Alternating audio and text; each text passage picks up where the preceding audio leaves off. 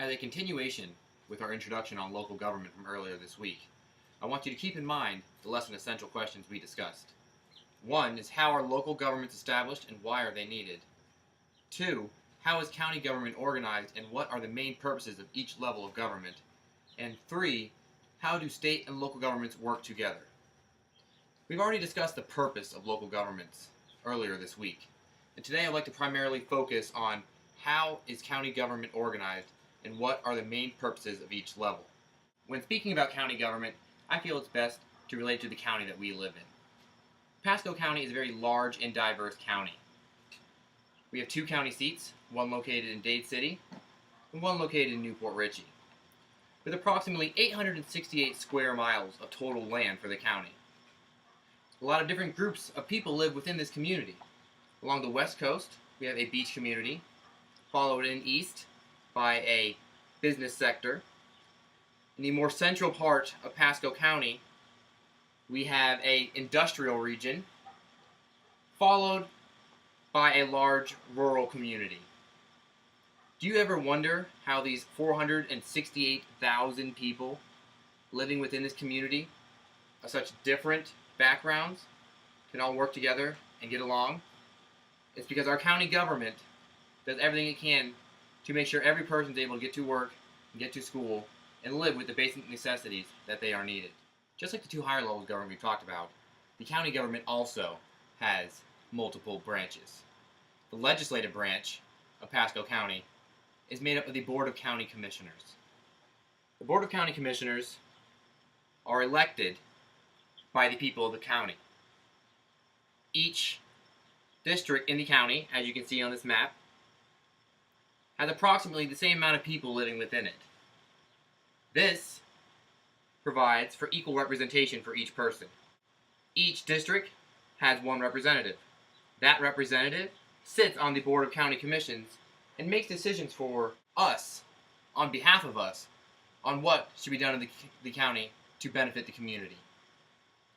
The board also appoints a chief executive called the county administrator.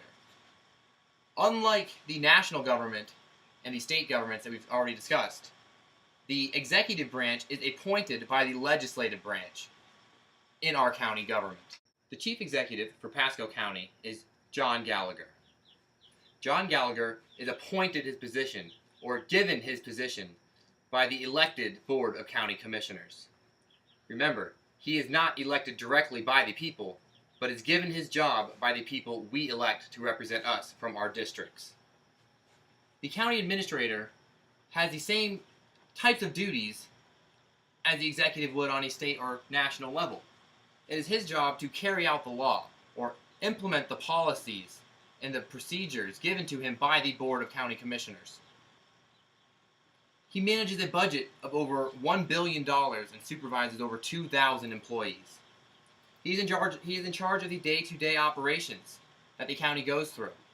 But as we mentioned earlier, with the 468,000 people living in Pasco County, one man is not able to fulfill all the duties to satisfy all the people in Pasco County. Therefore, he has to work with other elected representatives, elected officials, who help run the community, keep the people safe, and keep the community flowing. Elected officials are elected by the people of the county to perform a certain job or task to help the county run smoothly.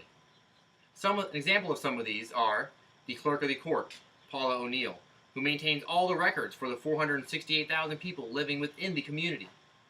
Marriage records, divorce records, property records, passports. All this is done through her office. The sheriff's office with Chris Noco. Him and his deputies are assigned to keep the peace and maintain safety within our community. They make sure the laws are carried out.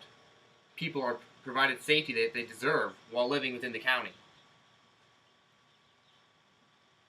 Kurt Browning, the superintendent of schools. He oversees all the schools in Pasco County.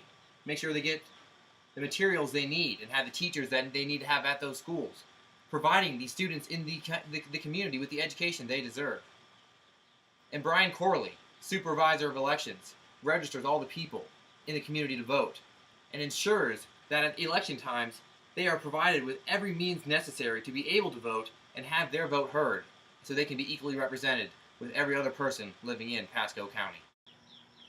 These elected officials, along with the Board of County Commissioners and the county administrator, work day in and day out to make sure that Pasco County is able to move as efficiently as possible. They make sure that all the daily needs are met for the people within the community.